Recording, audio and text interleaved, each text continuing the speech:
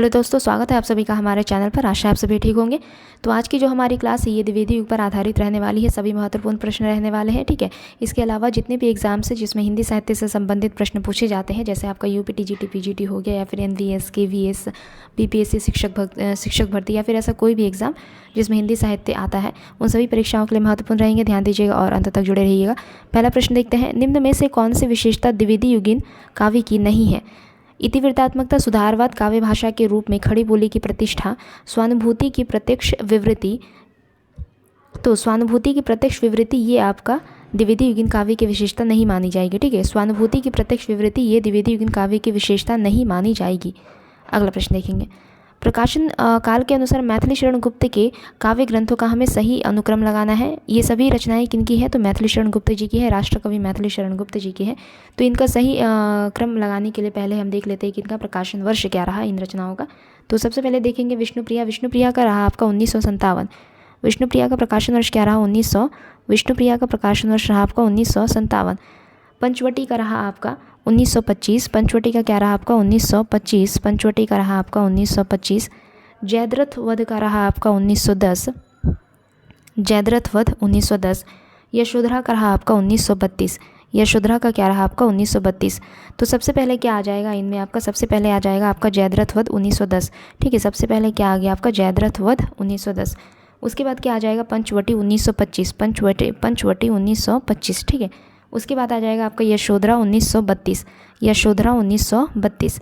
और अंत में क्या आ जाएगा आपका? विष्णुप्रिया 1957। तो ये इसका सही क्रम रहा, ये इसका सही क्रम रहा, याद रखिएगा। अगला प्रश्न देखेंगे, हम कौन थे? हम कौन थे, क्या हो गए हैं और क्या होंगे अभी, आओ विचारे आज मिलकर ये समस्याएं सभी। ये काव्य पंक्तियाँ किनकी हैं? हम कौन थे, क्या हो गए हैं और क्या होंगे अभी, आओ विचारे आज मिलकर ये समस्याएं सभी। ये काव्य पंक्तियाँ दिनकर की है, मैथिली शरण गुप्त, माखनलाल चतुर्वेदी या फिर बालकृष्ण शर्मा नवीन। तो ये जो पंक्तियाँ हैं ये पंक्तियाँ मैथिली शरण, ये पंक्तियाँ मैथिली शरण गुप्त जी की है। ये पंक्तियाँ मैथिली शरण गुप्त जी की हैं। ये पंक्ति भारत भारती से अवतरित है, ठीक है। ये जो पंक्ति है मैथिली शरण गुप्त द्वारा रचित रचना भारत भारती से उद्धृत है, और इसी रचना के बाद इन्हें राष्ट्र कवि की उपाधि दी गई थी। मैथिली शरण गुप्त जी को उनके भारत भारती रचना के बाद ही, भारत भारती रचना की प्रसिद्धि के कारण ही राष्ट्रकवि की उपाधि दी गई थी। अगला प्रश्न देखते हैं, अधिकार खोकर बैठ रहना यह महादुष्कर्म है, न्यायार्थ अपने बंधु को भी दंड देना धर्म है। यह काव्य पंक्ति किस ग्रंथ से उद्धृत है? तो यह जो काव्य पंक्ति है यह जयद्रथ वध नामक ग्रंथ से उद्धृत है। ये वाली जो पंक्ति है ये जयद्रथ वध नामक ग्रंथ से उद्धृत है, जो कि मैथिली शरण गुप्त द्वारा ही रचित है, ठीक है। आगे देखेंगे, हिंदी के मानकीकृत स्वरूप पर सबसे पहले किसने विधिवत विचार किया? हिंदी के मानकीकृत स्वरूप पर सबसे पहले किसने विधिवत विचार किया? आचार्य महावीर प्रसाद द्विवेदी, भारतेंदु हरिश्चंद्र जी, राजा लक्ष्मण सिंह या फिर राजा श्री प्रसाद सितारे हिंद। तो आचार्य महावीर प्रसाद द्विवेदी जी ने सर्वप्रथम हिंदी के मानकीकृत स्वरूप पर विधिवत विचार किया। आचार्य महावीर प्रसाद द्विवेदी जी ने सर्वप्रथम हिंदी के मानकीकृत स्वरूप पर विधिवत विचार किया। साकेत में कुल कितने सर्ग है ये बताना है। साकेत मैथिली शरण गुप्त जी, इसमें कुल कितने सर्ग हैं? 15, 11, 12 या फिर 7। तो इसमें कुल 12 सर्ग है, ठीक है। साकेत नामक रचना में कुल 12 सर्ग है। यह रामकथा पर आधारित काव्य ग्रंथ है। इसके अलावा इसमें रामकथा में उपेक्षित नारी पात्रों को प्रमुखता प्रदान किया गया। रामकथा में उपेक्षित नारी पात्रों को साकेत नामक काव्य ग्रंथ में प्रमुखता प्रदान किया गया है। विशेषकर लक्ष्मण की पत्नी उर्मिला पर आधारित है ये वाली रचना, ठीक है। विशेषकर लक्ष्मण की पत्नी उर्मिला के त्याग दर्शन को इसमें दिखाया गया है। मैथिली शरण गुप्त जी की कुछ अन्य प्रमुख रचनाएं हैं, जैसे रंग में भंग, किसान, विकट भट्ट, भारत भारती, यशोधरा, द्वापर, वैतालिक, पंचवटी। अगला प्रश्न देखते हैं, किसान के रचनाकार कौन है? किसान के रचनाकार कौन है? तो मैथिली शरण गुप्त जी है। किसान के रचनाकार कौन रहे? तो मैथिली शरण गुप्त जी रहे। हिंदी भाषा के मानकीकरण की दृष्टि से कौन सा युग सर्वाधिक महत्वपूर्ण युग था? हिंदी भाषा के मानकीकरण की दृष्टि से कौन सा युग सर्वाधिक महत्वपूर्ण युग था? भारतेंदु, द्विवेदी, छायावादी या फिर प्रगतिवादी युग? तो द्विवेदी युग, ठीक है। द्विवेदी युग, जो कि महावीर प्रसाद द्विवेदी के आधार पर ये नाम रखा गया है, ठीक है, द्विवेदी युग। हिंदी भाषा के मानकीकरण की दृष्टि से कौन सा युग सर्वाधिक महत्वपूर्ण युग है? तो द्विवेदी युग सर्वाधिक महत्वपूर्ण युग माना जाता है। भारतेंदु युग को नवजागरण का युग भी माना जाता है, ठीक है, भारतेंदु युग को नवजागरण का युग भी कहा जाता है। यह गद्य के विकास का काल माना जाता है। भारतेंदु युग गद्य के विकास का काल माना जाता है। प्रायः सभी आधुनिक गद्य विधाओं का विकास भारतेंदु युग में ही हुआ। हिंदी कविता में मुक्तक छंद का प्रवेश किस युग से माना जाता है? तो छायावादी युग से, ठीक है। हिंदी कविता में मुक्तक छंद का प्रयोग छायावादी युग से माना जाता है। परंपरा से हटकर नए भाव बोध को प्रगतिवाद में दर्शाया गया। परंपरा से हटकर नए भाव बोध को किस युग में दर्शाया गया? तो प्रगतिवादी युग में दर्शाया गया था। भक्ति काल में गृहस्थ जीवन का जैसा सुंदर चित्रण सूरदास में मिलता है, वैसा ही आधुनिक काल के किस कवि में यह मिलता है? भक्ति काल में गृहस्थ जीवन का जैसा सुंदर चित्रण सूरदास में मिलता है, वैसा ही आधुनिक काल के किस कवि में यह देखने को मिलता है? तो मैथिली शरण गुप्त, ठीक है, मैथिली शरण गुप्त। राष्ट्रकवि मैथिली शरण गुप्त ने अपनी रचनाओं में सामाजिक जागरूकता, राष्ट्रीय चेतना और नैतिक मूल्यों पर बल दिया। राष्ट्रकवि मैथिली शरण गुप्त जी ने अपनी रचनाओं में सामाजिक जागरूकता, राष्ट्रीय चेतना और नैतिक मूल्यों पर काफ़ी बल दिया। इनकी प्रमुख कृतियाँ रहीं भारत भारती, पंचवटी, यशोधरा, झंकार, जय भारत, विष्णुप्रिया, ठीक है। इसके अलावा महत्वपूर्ण है, ये रचनाएं महत्वपूर्ण है क्योंकि इन रचनाओं से प्रश्न बनते हैं, इस वजह से मैंने ये रचनाएं ली हैं, ठीक है। गंगा लहरी, उद्धव शतक, गंगावतरण, ये जगन्नाथ दास रत्नाकर की महत्वपूर्ण रचनाएं हैं। गंगा लहरी, उद्धव शतक, गंगावतरण, जगन्नाथ दास रत्नाकर की कुछ महत्वपूर्ण रचनाएं हैं जिनसे संबंधित प्रश्न बनते हैं। रत्नाकर कृत गंगावतरण किस छंद में लिखा गया है? रत्नाकर जगन्नाथ दास रत्नाकर द्वारा रचित गंगावतरण किस छंद में लिखा गया है? चौपाई, दोहा, रोला, घनाक्षरी, तो रोला छंद में लिखा गया है।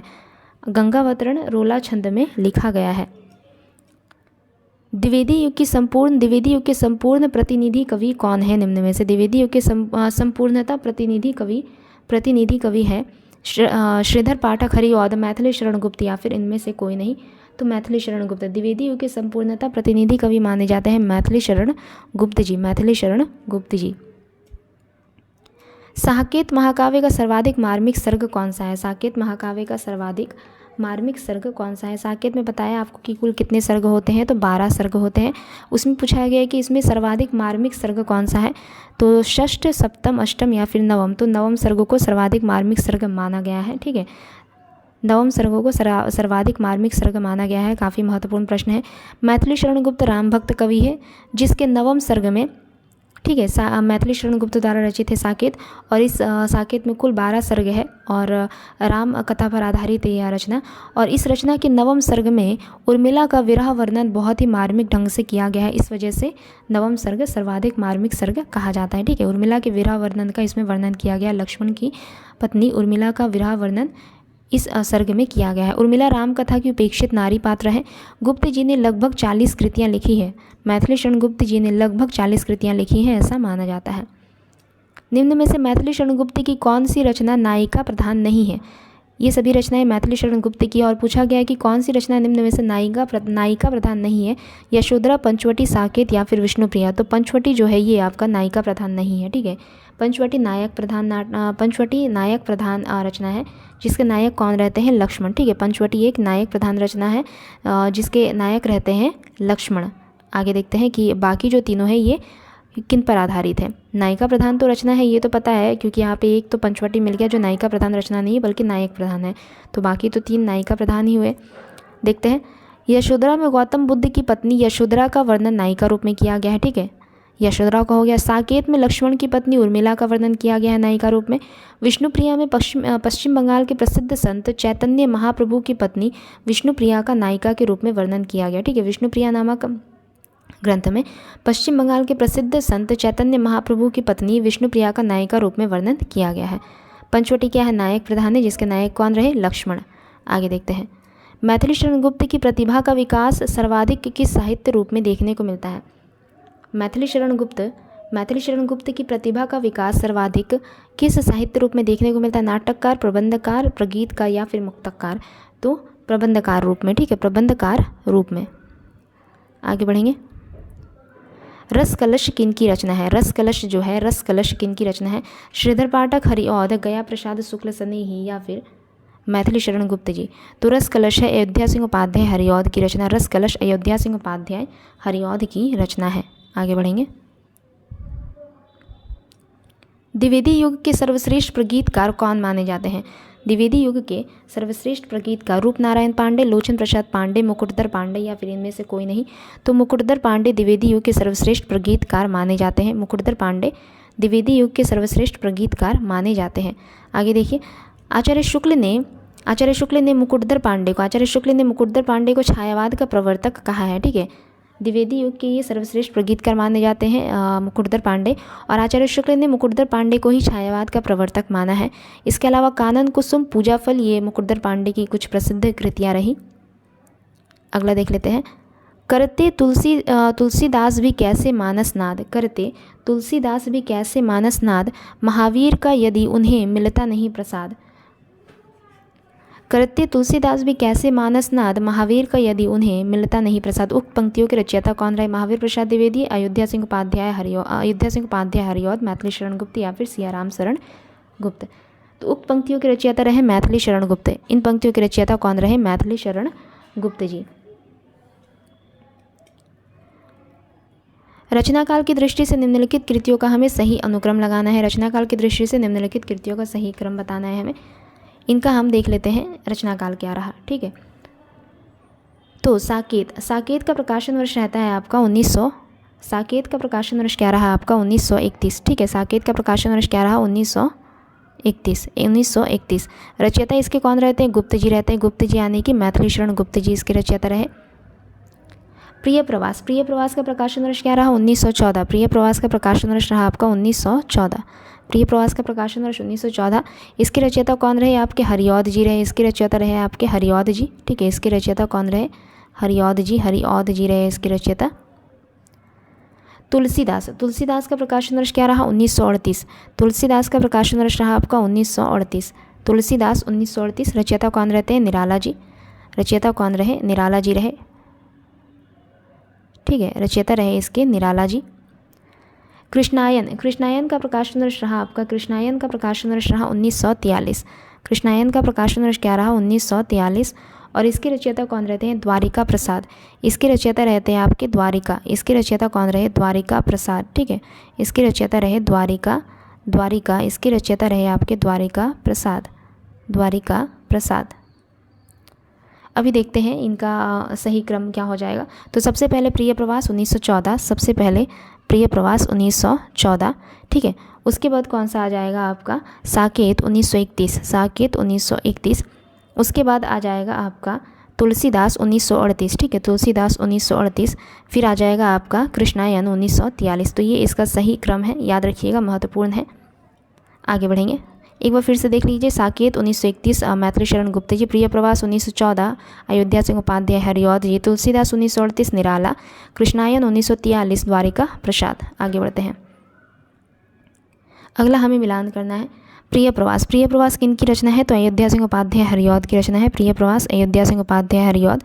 रंग में भंग हो गया आपका मैथिली शरण गुप्त जी। उसके बाद मृत्युंजय किनकी रचना है? तो राय देवी प्रसाद पूर्ण। मृत्युंजय हो गया आपका राय देवी प्रसाद पूर्ण। ठीक है, पथिक हो गया इनका रामनरेश त्रिपाठी। ये वाला तो मिलान किया हुआ है ऑलरेडी। ठीक है, तो ये इसका सही क्रम हो गया। आगे बढ़ते हैं। चिरगांव किस कवि का जन्म स्थान है? माखनलाल चतुर्वेदी, मैथिली शरण गुप्त, सुभद्रा कुमारी चौहान या फिर सुमित्रा नंदन पंत। तो चिरगांव मैथिली शरण गुप्त जी का जन्म स्थान है। अभी देख लेते हैं कि बाकी रचनाकारों का जन्म स्थान क्या रहा। माखनलाल चतुर्वेदी जी का जन्म मध्य प्रदेश के होशंगाबाद जिले के बावई नामक गांव में हुआ था, महत्वपूर्ण है। सुभद्रा कुमारी चौहान का जन्म प्रयाग के निहालपुर गांव में हुआ था। अभी याद करना भी हमें ज़रूरी है। ठीक है, रचनाकारों का जन्म स्थान हो गया, ये सब वगैरह भी याद करना सही रहेगा, क्योंकि अब एग्ज़ाम में काफ़ी डीपली प्रश्न पूछे जा रहे हैं इसलिए। सुमित्रा नंदन पंत जी का जन्म उत्तराखंड के अल्मोड़ा जिले के कौसानी गांव में हुआ था। ठीक है, सुमित्रा नंदन पंत जी का जन्म उत्तराखंड के अल्मोड़ा जिले के कौसानी नामक गांव में हुआ था।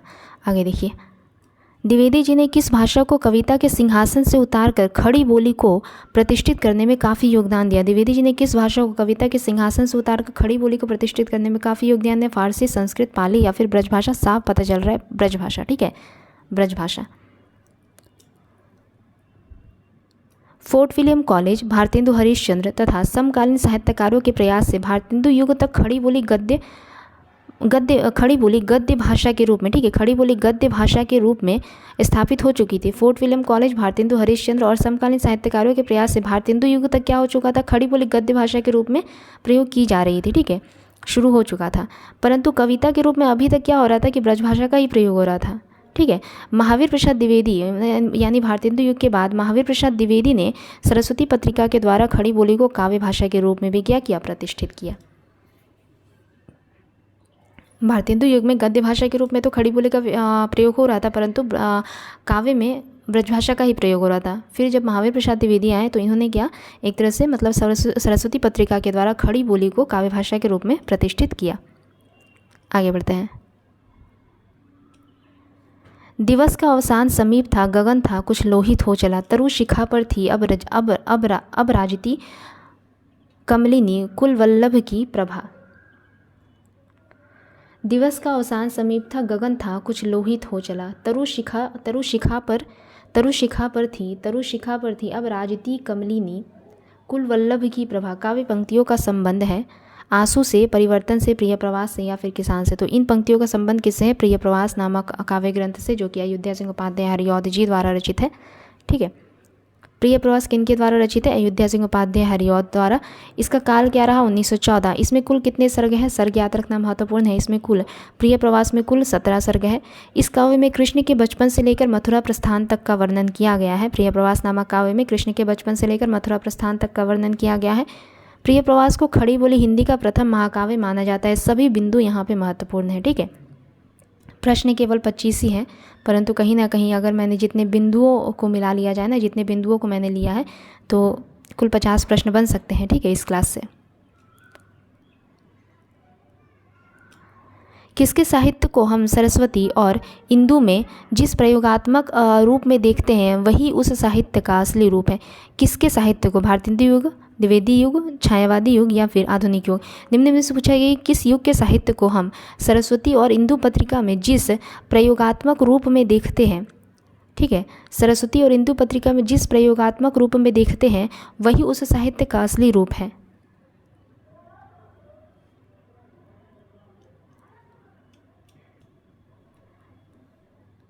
अगला प्रश्न है, किसके साहित्य को हम सरस्वती और इंदु में जिस प्रयोगात्मक रूप में देखते हैं? निम्न में से किसके साहित्य को हम सरस्वती और इंदु में जिस प्रयोगात्मक रूप में देखते हैं वही उस साहित्य का असली रूप माना जाता है? भारतेंदु, द्विवेदी, छायावादी या फिर आधुनिक युग? तो द्विवेदी युग, ठीक है। द्विवेदी युग के साहित्य को हम सरस्वती और इंदु में जिस प्रयोगात्मक रूप में देखते हैं वही उस साहित्य का असली रूप है। आगे देखेंगे। द्विवेदी युग की कविता है उपदेशात्मक एवं इतिवृत्तात्मक, प्रकृति चित्रात्मक, नवजागरण परक या फिर नारी चेतनात्मक? तो द्विवेदी युग की कविता है उपदेशात्मक एवं इतिवृत्तात्मक। द्विवेदी युग की कविता कैसी है? उपदेशात्मक एवं इतिवृत्तात्मक। आगे बढ़ेंगे। द्विवेदी युग को जागरण सुधार काल के नाम से भी जाना जाता है, महत्वपूर्ण है। द्विवेदी युग का नामकरण महावीर प्रसाद द्विवेदी के नाम पर हुआ। द्विवेदी युग का नामकरण महावीर प्रसाद द्विवेदी के नाम पर किया गया। आगे बढ़ेंगे। हिंदी में स्वच्छंदतावादी कवि कौन माने जाते हैं? हरिऔध, अयोध्या सिंह उपाध्याय हरिऔध, रामनरेश त्रिपाठी, श्रीधर पाठक या फिर राय कृष्णदास? तो स्वच्छंदतावादी कवि माने जाते हैं हिंदी में श्रीधर पाठक जी। इन्होंने कुछ मौलिक और अनुदित दोनों रचनाएं लिखी हैं, ठीक है। इनकी उन रचनाओं का नाम जानते हैं, कुछ मौलिक रचनाएं और कुछ अनुदित रचनाओं के बारे में जानते हैं। इनकी कुछ मौलिक रचनाएं रही जिनसे संबंधित प्रश्न आते हैं। मौलिक रचनाएं यानी कि जिसकी रचना उन्होंने स्वयं की। वनाष्टक, देहरादून, भारत गीत, जगत सच्चाई सार, गुणवंत हेमंत, ये उनकी मौलिक रचनाएं हैं। वनाष्टक, देहरादून, भारत गीत, जगत सच्चाई सार, गुणवंत हेमंत। इनकी कुछ अनुदित रचनाएं हैं जो कि काफ़ी महत्वपूर्ण है। एकांतवासी योगी, उजड़ ग्राम, श्रांत पथिक, ऋतु संहार। एकांतवासी योगी, उजड़ ग्राम, श्रांत पथिक, ऋतु संहार, ठीक है। तो आज की इस क्लास को यहीं पे समाप्त करते हैं। अगले क्लास में जल्दी मिलेंगे। तब तक के लिए अगर आप लोगों को क्लास हमारी अच्छी लगे तो लाइक, शेयर और सब्सक्राइब ज़रूर कर सकते हैं, ठीक है। धन्यवाद।